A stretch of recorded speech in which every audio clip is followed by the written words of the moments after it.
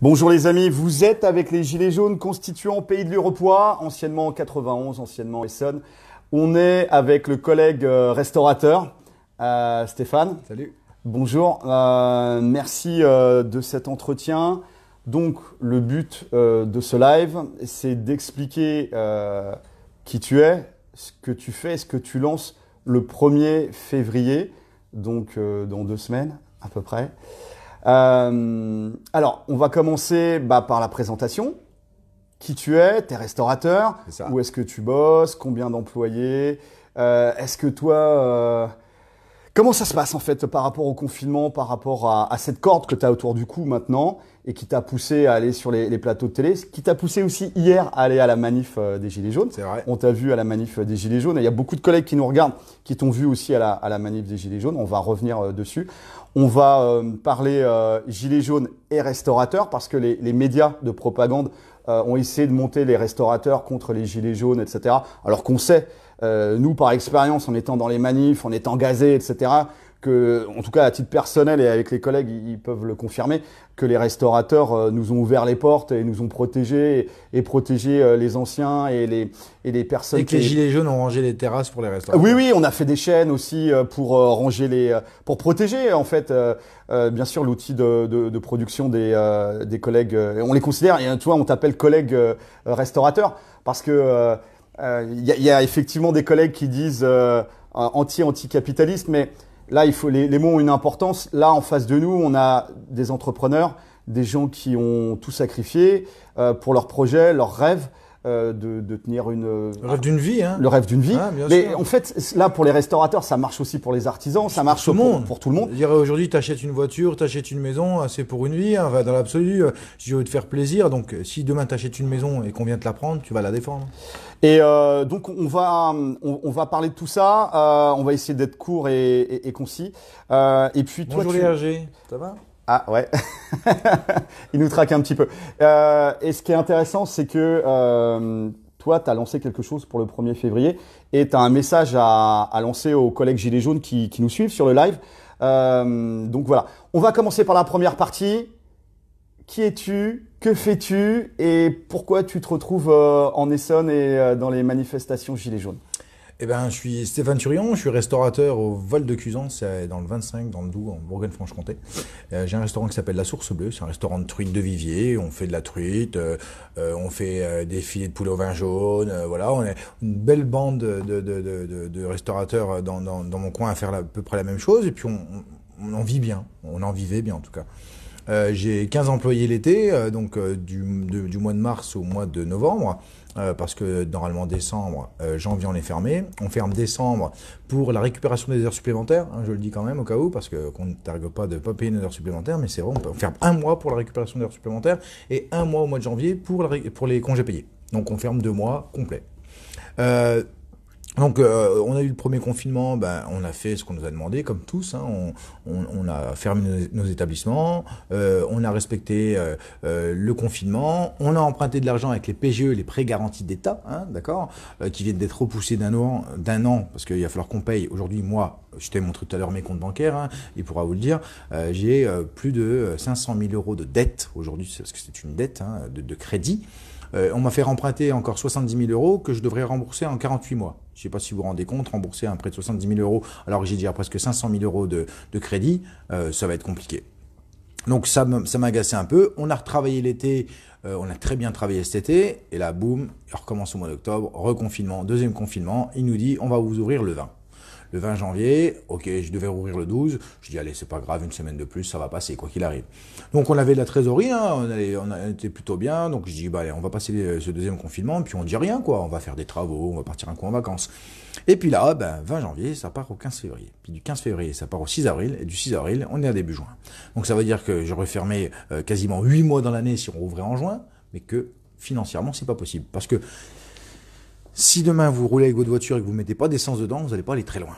Donc moi, j'en suis là, c'est-à-dire qu'il n'y a plus d'essence qui rentre dans ma bagnole et je peux pas faire beaucoup de kilomètres avec ce qui me reste. Donc à un moment donné, je vais tomber en panne sèche, d'accord, et je vais rester au milieu de nulle part. Et la trésorerie, c'est pareil. Si j'en ai plus sur le compte bancaire, à un moment donné, comme tous, hein, je vais être à découvert autorisé. Ça va être les agios bancaires, les interdits bancaires, la faillite, le dépôt de bilan, et j'aurai travaillé 25 ans de ma vie dans le projet d'une vie qui était d'ouvrir mon restaurant, d'acheter ma maison parce que je suis propriétaire de la maison. Et là, je risque de tout perdre. Et moi, j'avais fait un coup de gueule sur les réseaux en disant, mais putain, ouvrez vos restaurants parce que c'est plus possible. Ils nous prennent vraiment pour des jambons et quoi qu'il en coûte, ben voilà, c'est plus possible. J'avais bien rappelé à Emmanuel Macron qu'il travaillait pour le peuple français, hein, c'est le peuple français qui l'a élu, donc il travaillait pour le peuple français et qu'il était employé de l'État. Hein. En fait, c'est un employé de banque. Hein. En fait, oui, bosse pour c'est Rothschild, surtout l'employé à la base du peuple français. Donc, je lui ai dit, si tu ne te réveilles pas, toi, petit bonhomme dans ton château là-bas, je vais venir, moi, petit bonhomme de Cuisance, jusque chez toi pour te réveiller. Donc, ce que j'ai fait, j'ai pris ma bagnole, je suis arrivé chez des amis clients, et eux, ils m'ont laissé du temps pour que je puisse aller faire tous les plateaux télé et radio de France et de Navarre pour passer ce coup de gueule en disant qu'il fallait rouvrir absolument les restaurants, parce qu'il faut savoir que cette année, c'est l'année de la gastronomie, que les restaurateurs font partie du paysage culturel français, hein, parce que l'identité de la France, c'est aussi la gastronomie, c'est aussi les petits bars, c'est aussi les cafés le matin, c'est aussi... voilà. Bah, sur les chantiers, quand tu bosses, bien sûr, t'as besoin de te réchauffer. Un café chaud et aller aux toilettes, c'est la base. C'est la base. Et quand tu fais des chantiers actuellement, bah t'es obligé de caguer dans la forêt. Génial. Et boire du café froid. Voilà. Donc il faut penser aussi qu'il n'y a pas que des hommes qui travaillent, il y a aussi des femmes, et que nous hommes, on peut aller derrière le bois faire un pipi. Par contre, les femmes qui sont par exemple routiers, hein, quand elles ont leur période, c'est compliqué parce qu'elles font comment pour se laver, elles font comment pour aller aux latrines décemment, hein, parce que pisser derrière un bois, je suis désolé pour une femme, c'est un peu, c'est méprisant quoi. Hein, ils respectent pas la dignité humaine dans le sens où l'équilibre homme-femme n'existe pas, mais même pas au niveau de l'État. Donc voilà, je me suis réveillé et je voulais réveiller les consciences de chacun en disant, amis restaurateurs, levez-vous, mais faites quelque chose quoi. Vous laissez pas crever comme ça, c'est pas possible, on va y rester. Hein. Et ils nous endettent encore, mais si moi ils m'endettent, ils vous endettent, hein, peuple français encore plus. Parce que cette fameuse dette, on en a parlé avec toi, et on sait très bien que c'est l'impression de papier ancré qui ne vaut rien, d'accord, et par contre ils essaient de nous faire croire que c'est une valeur. Mais on le paye avec notre sang, avec notre sueur. Et toi, maintenant, tu as la corde autour du cou. Nous, ça fait 2 ans et demi, 3 ans plus qu'on a la corde autour du cou. J'étais de la bourgeoisie française, on va dire, hein, si je peux m'exprimer ainsi. Finalement, je deviens un gars du RSA aussi. Donc si moi, gars qui était aisé avant, moi qui avais une certaine facilité financière, je n'ai plus rien, ouais, c'est vrai. Je comprends que les Gilets jaunes soient des fois en colère un peu contre nous pour certaines griefs, mais on n'avait pas compris. On n'avait pas compris parce qu'on n'avait pas vu. Et comme on n'a pas vu, là maintenant on voit. Tu l'avais pas expérimenté et maintenant tu l'expérimentes. Oui, parce que c'était pas, si tu, entrepreneur, à un moment donné, tu focalises sur ton travail. On travaille quand même 320 heures par mois, faut savoir. Moi, je me lève le matin, il est 6 heures du matin, je finis tous les jours 6 sur 7, il est minuit, d'accord? Je me lève le matin, je vais à métro, je vais faire mes courses, 9 heures c'est la mise en place, midi on fait le service, on claque le service, 15 heures c'est la pause.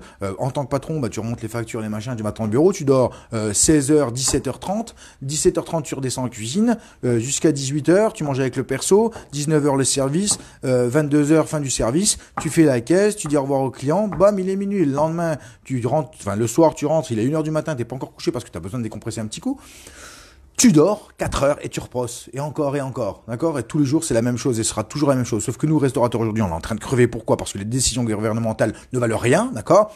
Ils ont bafoué nos droits communs, d'accord? Mon droit de travailler, mon droit de liberté, ça, on peut l'oublier, tu te le roules, tu te le colles dans le cul. Et moi, c'est plus possible. Donc, j'appelle les restaurateurs, j'appelle surtout le peuple français à se réveiller contre cet État qui fait... parce que c'était un état voyou, hein, et c'est pas moi qui suis voyou aujourd'hui, parce que moi j'ai fait tout ce qu'on m'a dit dans l'absolu. J'ai emprunté, créé des emplois, financé des travaux, fait travailler des petits artisans, des commerçants, le mec du BTP qui est venu me faire mon parking, l'autre qui m'a changé les vitres, l'autre qui m'a fait la maçonnerie, qui m'a fait la façade, le mec qui m'a fait mes tables. J'ai fait travailler tout le monde, j'ai fait ce qu'on m'a dit. Et à un moment donné, on me dit stop.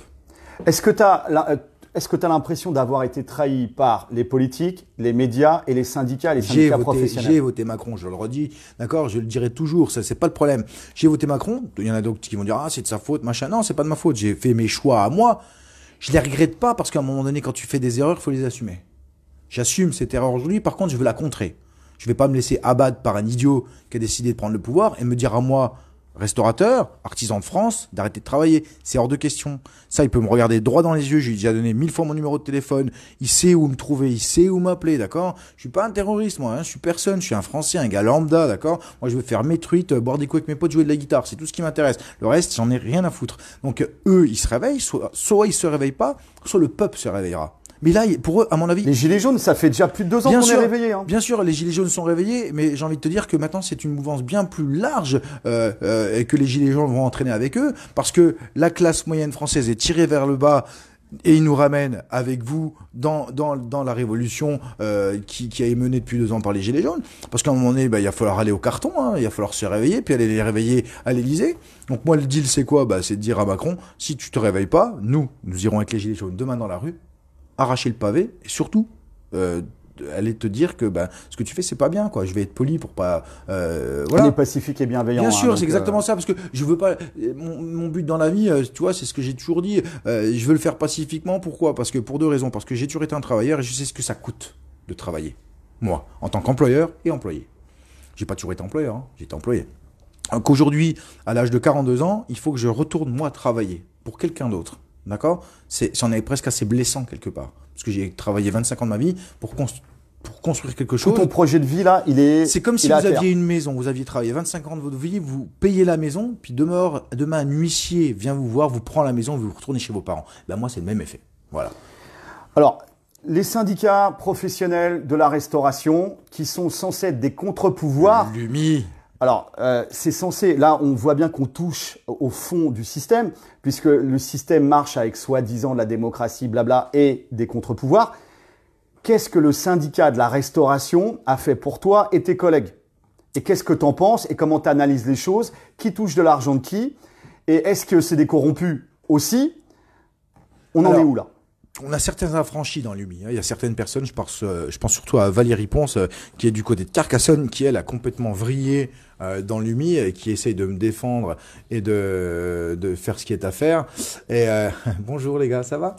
Et ils sont gentils. C'est les RT. Et donc le truc, c'est voilà, il y a des gens qui essaient de bouger, mais ils sont très très peu. Hein. Sur 1000 personnes, on va dire il y en a 2 quoi. Hein.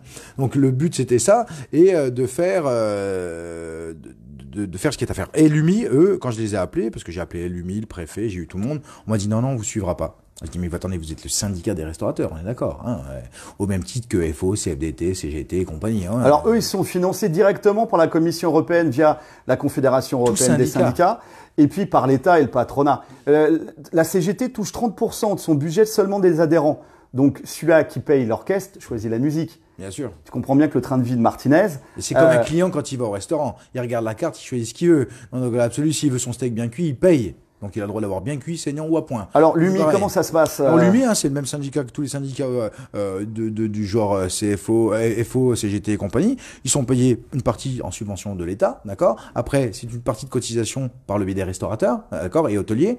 Les CRT, chèques vacances, déjeuner, tout ce que vous donnez, vous savez, là, les petits trucs pour les bouffer, eh ben, on est prélevé à 4,70 dessus, maintenant à 7,50 parce que comme il n'y a plus de débit, ils ont augmenté le tarif hein, pour engraisser encore les syndicats. À 7,50, c'est quoi? Tu sais, quand 7,50 €? Non, mais c'est 7,5%. Oui, 7,5%, mais pour une tranche de 100 €, ils prennent 7,50, d'accord? Ces 7,50 là sur les milliers de tickets restaurants, chèques déjeuner, chèques tout ce que tu veux émis, d'accord? Nous cotisons pour l'UMI. L'UMI récupère cette part. L'UMI récupère aussi la part, une petite part de la TVA, hein, indirectement. L'UMI récupère aussi certaines... les chèques, vous savez, les chèques carte ticket restaurant, les fameux chèques. Parce que là, les banques se sont aperçues que l'impression papier, le traitement papier ne leur rapportait rien. Puisque ça passait du papier à la banque, d'accord? Mais maintenant, ils ont trouvé un nouveau système. Ça passe de la carte à la commission bancaire, dans la banque, sur les réseaux financiers boursiers.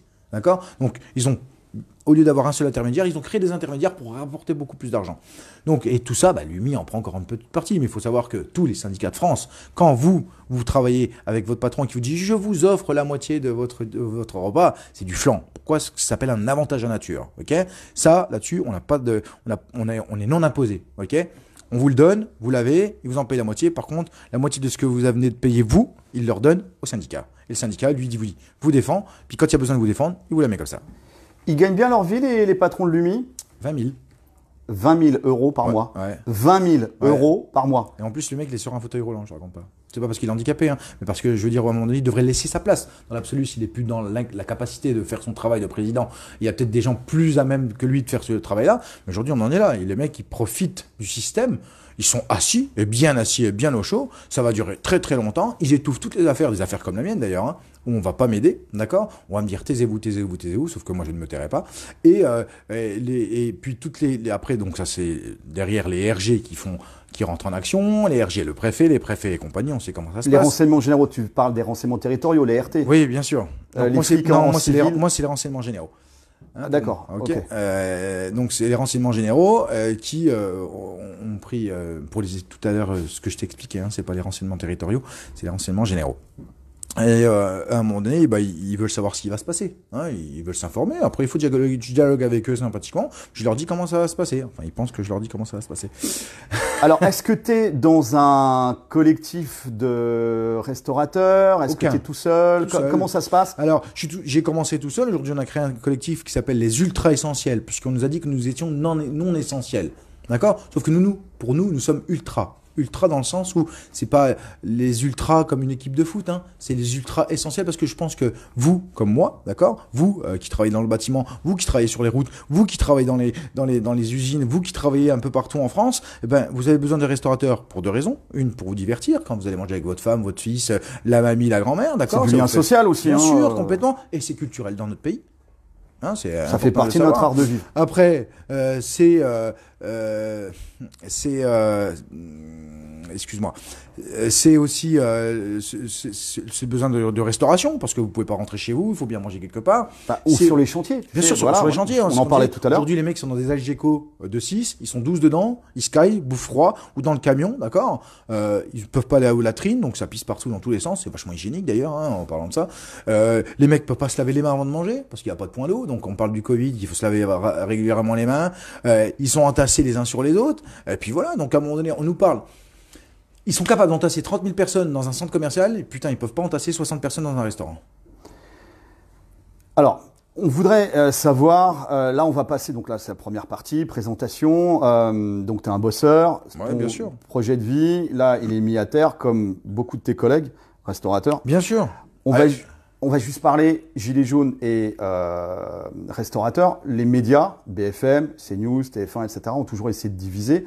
Nous, moi je parle à titre perso avec les collègues à côté et puis les collègues qui nous regardaient. Vous savez très bien que les restaurateurs, quand ça chauffait sur Paris, moi j'ai fait que Paris au niveau des grosses manifs, les restaurateurs, quand on était coincés sous les gaz, en train de crever, etc., ils ont ouvert les portes, ils nous ont aidés, ils se sont même fait intoxiquer avec nous, etc. Ils ont essayé de nous monter en disant que les gilets jaunes étaient des casseurs et qu'ils finalement détruisaient l'outil de travail des restaurateurs, des brasseries, etc. Moi, je te le dis, je peux en témoigner, c'est faux. C'est faux. Ça, c'est de la propagande médiatique qui essaye de faire passer les gilets jaunes pour des bourreaux. C'est le triangle de Karpman, hein, c'est de l'ingénierie sociale. Et puis les bourreaux, ça tombe bien, on peut leur faire toutes les saloperies. Et donc, c'est les amendes, c'est les arrestations, c'est les mecs qui sont en prison, c'est les collègues qui ont perdu des yeux, etc. Mais c'est pas grave, hein, c'est des bourreaux, c'est les gilets jaunes qui foutent la merde. Toi, est-ce que tu peux nous faire, comment ça s'est passé avec les gilets jaunes pendant 2 ans de ton côté dans ta ville? Et ce que tu as vu, tu as fait la première manif des gilets jaunes de ta vie. Hier, on a fait Palais Royal, Assemblée nationale. Voilà, qu'est-ce que tu as vu? Qu'est-ce que tu peux témoigner? Est-ce qu'on est des ordures de casseurs? Les gilets jaunes chez moi, je les ai pas vus. Hein, je les ai pas vus, c'était sur un rond-point. Ils ont bloqué un rond-point pendant presque 1 an. 1 an, ils étaient sur le rond-point. Alors, t'es sûr qu'ils bloquaient le rond-point? Non, ils bloquaient, non. Les mots ont une importance. Oui, excuse-moi, ils bloquaient pas le rond-point. Ils étaient sur un côté d'une aire d'autoroute et ils avaient construit une cabane en bois. Ils faisaient le feu tous les jours. Avec les banderoles, exactement, etc. C'est discuté. T'as été les voir? T'as été alors nous, on a prêté enfin pas moi, mais personnellement, mais j'ai des collègues à moi qui ont prêté carrément des grandes bennes de chez, je cite pour pas citer, mais de Richebourg. On avait mis du bois dedans pour qu'ils fassent le feu. Ouais, génial. Ouais, voilà, c'était ce qu'on avait fait en solidaire. Après, il y a des gens qui ont amené des vêtements, d'autres qui ont amené de la soupe, des gens qui ont amené un peu d'argent d'ailleurs. Il y a des gens qui ont créé des banderoles, qui ont amené des banderoles. Voilà, je sais ça.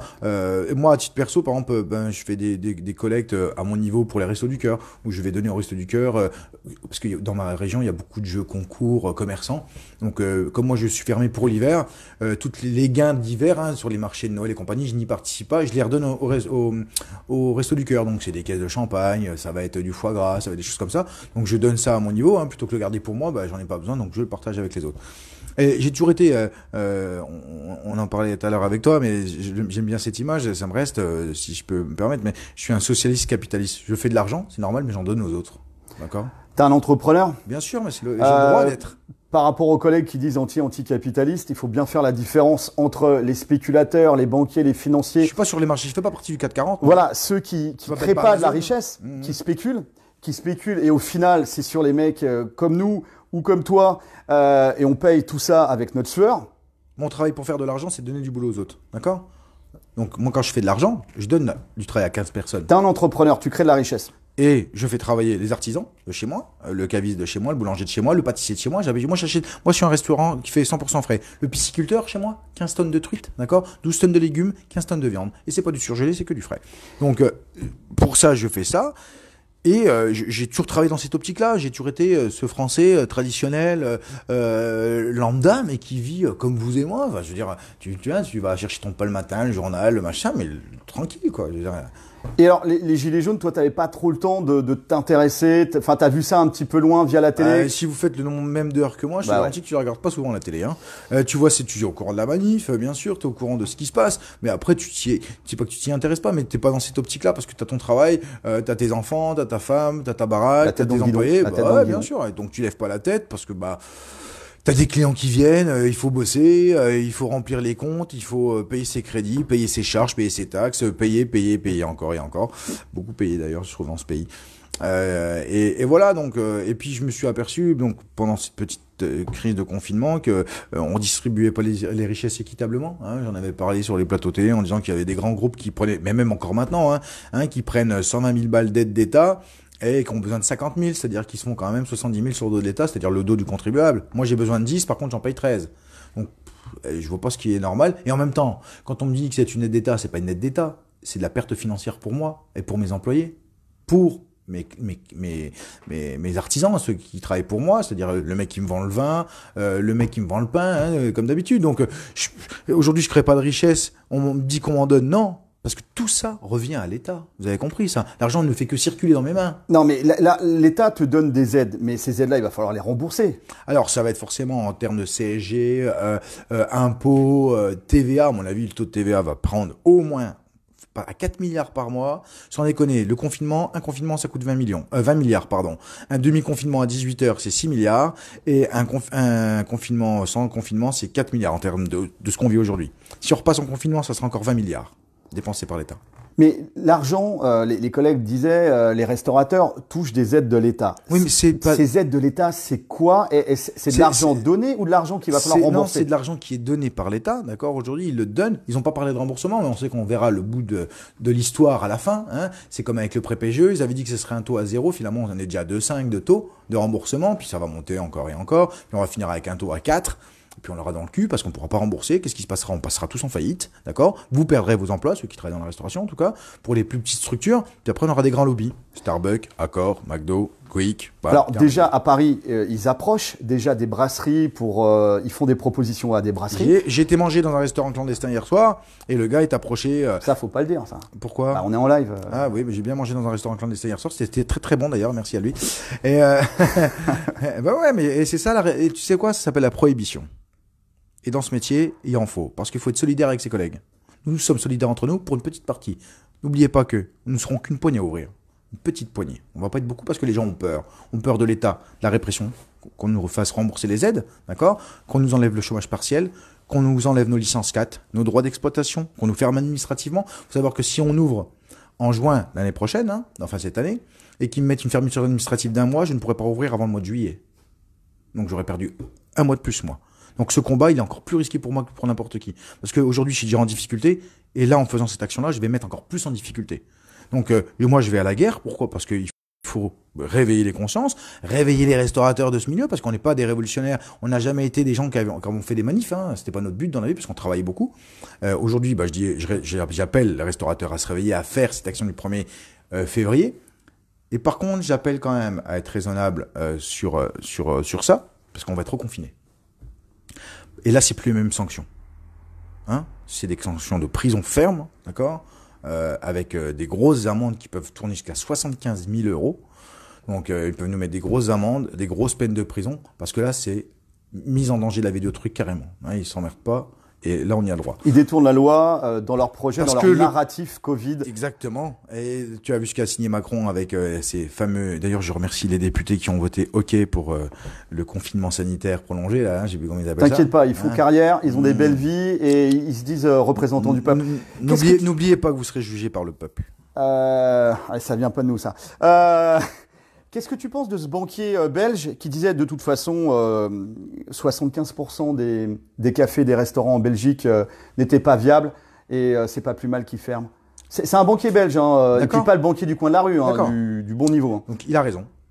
Il a raison, pourquoi? Parce que dans son propos de 75% de faillite des restaurateurs, hôteliers, artisans, ils vont fermer.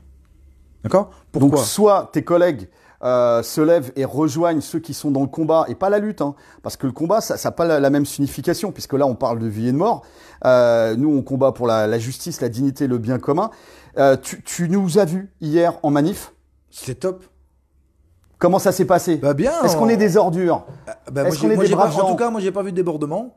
Et on va dire à nos collègues citoyens, comme tu les appelles, les CRS étaient plutôt pacifistes. Non mais c'est vrai, soyons honnêtes, hein. Il n'y a pas eu de débordement, j'en ai pas vu en tout cas. C'était bon enfant, il faisait un peu froid. Belle énergie, tu vois des gens. Ouais, bien sûr.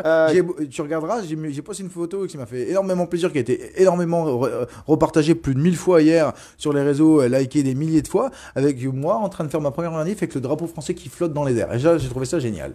Parce que, non mais, elle est belle cette photo, franchement. Et on te met un drapeau, un gilet. Et puis, et, tu vois, et finalement, je me suis rendu compte que l'identité d'un gilet jaune, c'est pas par son gilet qu'elle se fait. Hein, elle se fait aussi par son idée intellectuelle qu'il en a d'un droit commun, de dignité, comme tu disais, et de justice. Donc finalement, t'as beau avoir porté un gilet jaune dès la première heure ou pas, finalement c'est le bien commun qui fait foi dans tout ça.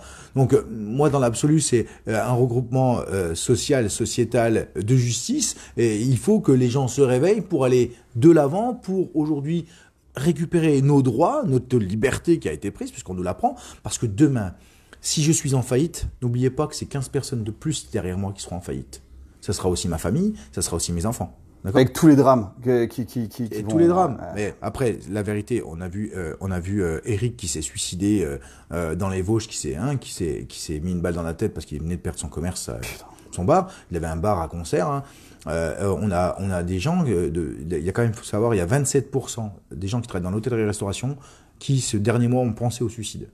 27% qui pensent au suicide tous les jours. Vous suicidez pas, les gars. Rejoignez la grande famille des Gilets jaunes. Ce matin, j'ai vu une fille qui est dans le Nord, qui a un restaurant qui s'appelle La Bohème. Elle en pleurait. Elle est en train de vendre ses meubles, sa bagnole. Elle a pas le droit aux aides. Elle fait 2 boulots pour garder son restaurant ouvert. Elle en peut plus. Elle a été voir tous les restaurateurs pour demander qui me suit. Personne la suit. Donc là, tu fais un appel, toi, pour le 1er février aux restaurateurs, aux cafetiers. Bien sûr. Alors, à ouvrir, comment ça va se passer? Qu'est-ce que tu appelles? Comment tu vois les choses? On ouvre le restaurant, 1er février, d'accord? Sortez votre terrasse, mettez vos tables, mettez vos couverts, d'accord? Pas de souci. Après, j'appelle le peuple français à aller défendre les restaurateurs, d'accord? Donc, nous, Gilets jaunes, toi, tu nous appelles à mettre le gilet, à mettre notre plus beau gilet, celui-là des ronds-points et des manifs, celui-là avec tout, voilà, les traces de lacrymo dessus, et puis d'aller devant le resto. Devant le resto, pas à l'intérieur, devant le resto pour les soutenir. Il faut que vous compreniez que c'est au restaurateur de prendre aussi son courage. Hein, il faut prendre le courage d'ouvrir le restaurant. Les Gilets jaunes, vous êtes les clients. d'accord? Vous êtes les clients de ces restaurateurs-là. Tous les matins, vous allez boire votre café vous allez au bureau de tabac, vous prenez votre café, vous buvez un apéro, un pastis, un ricard, ce que vous voulez. Mais voilà, vous allez avec votre famille au restaurant. Je veux dire, vous allez acheter des pizzas, vous allez acheter des burgers fait maison et compagnie. Vous allez avec mamie et votre mari ou votre femme le dimanche au restaurant, dans l'absolu quand vous pouvez. Et ben là, ce que je veux dire, c'est que c'est aux restaurateurs aussi de se prendre en main, de se révolter. Ben, s'ils se révoltent pas aujourd'hui, il y aura rien qui se passera. Donc, si les gilets jaunes veulent aller au restaurant pour le 1er février, ce qui serait formidable, c'est de se mettre devant le restaurant pour faire une forme de barrière quelque part civique. D'accord, et solidaire. Pacifique et bienveillant. Complètement.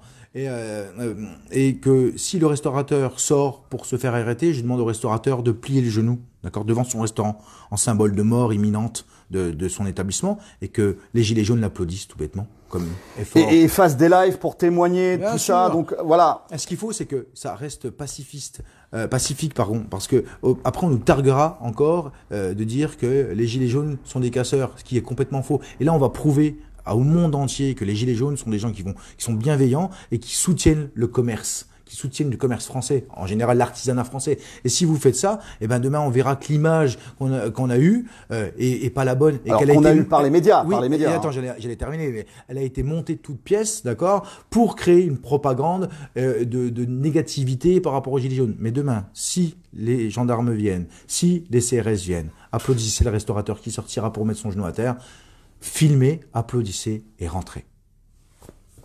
Bah écoute, on te remercie. Comme on dit chez nous, force et honneur, on lâche rien. Les amis, moi, à titre personnel et les collègues constituants avec nous, le 1er février, on sera là pour faire du live, pour soutenir. Alors, on ne sait pas encore qui dans notre zone du 91 va ouvrir. Que les gars se manifestent au moins sur la page Facebook même pour s'il y a qu'on sache. J'ai envie de te dire dans l'absolu, même s'il n'y a pas de restaurant ouvert, allez devant vos restaurants habituels, d'accord? Applaudissez même si personne ne sort dans l'absolu. Pourquoi? Parce que on ne pourra pas arrêter 300 000 restaurateurs d'un coup sur toute la France, mais on ne pourra pas arrêter 60 millions de personnes. Je veux dire, le but c'est ça, c'est d'aller devant, de protéger ce bien commun qui est la restauration et la gastronomie. D'accord? C'est ça que je veux faire entendre. C'est parce que par votre dévouement d'aller devant les restaurants, c'est pour aussi clamer vous, clients, d'applaudir pour rouvrir nos restaurants. C'est un bien commun essentiel. C'est un exutoire du peuple. Hein, vous comprenez? C'est un lieu de sociabilité. Mais comme attendez, il faut aussi rappeler que les cinémas, les théâtres, les lieux de concert, les salles de sport, les centres de loisirs et compagnie, tout ça font partie d'une culture française aujourd'hui. Dire putain, il y a combien de temps que je suis pas allé au cinéma, combien de temps que je suis pas allé au théâtre, combien de temps que je suis pas allé voir un concert. J'ai des potes qui tiennent des groupes et qui ont pas joué depuis. J'ai fait un live avec une jeune fille qui s'appelle Mademoiselle Doucet. On a fait un live tous les deux. Elle me dit, elle tournait en France, elle a tourné aux États-Unis, tu vois. Elle avait fait The Voice au Canada. Elle gagne aujourd'hui 200 balles par mois de RSA.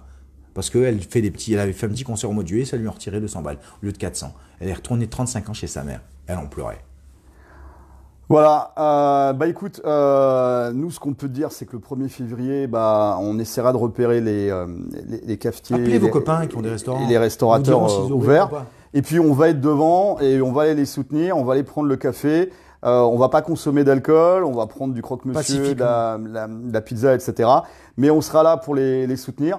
Et il n'est jamais trop tard pour bien faire. Voilà, comme on dit. Filmer, photos, poster partout. Pour dire que vous avez été des soutiens de la restauration. D'accord? Des soutiens du monde de l'artisanat. Mais vous pouvez aussi aller devant une boulangerie, vous pouvez aussi aller devant chez un vigneron, vous pouvez aller un peu partout parce qu'il n'y a que pas nous. Devant votre salle de sport, faites-le aussi d'ailleurs. Hein, j'ai envie de dire, si vous faites du sport, devant le centre d'équitation de votre enfant ou devant la piscine municipale qui est fermée, devant le théâtre, devant le cinéma. Je veux dire, on parle restauration, mais on parle artisanat français. Il n'y a pas que les restaurants. Si vous voulez pas soutenir les restaurants, allez soutenir le cinéma. Si vous voulez pas soutenir le cinéma, allez soutenir le théâtre. Vous comprenez? C'est ça le mouvement solidaire. C'est un mouvement solidaire de l'artisanat.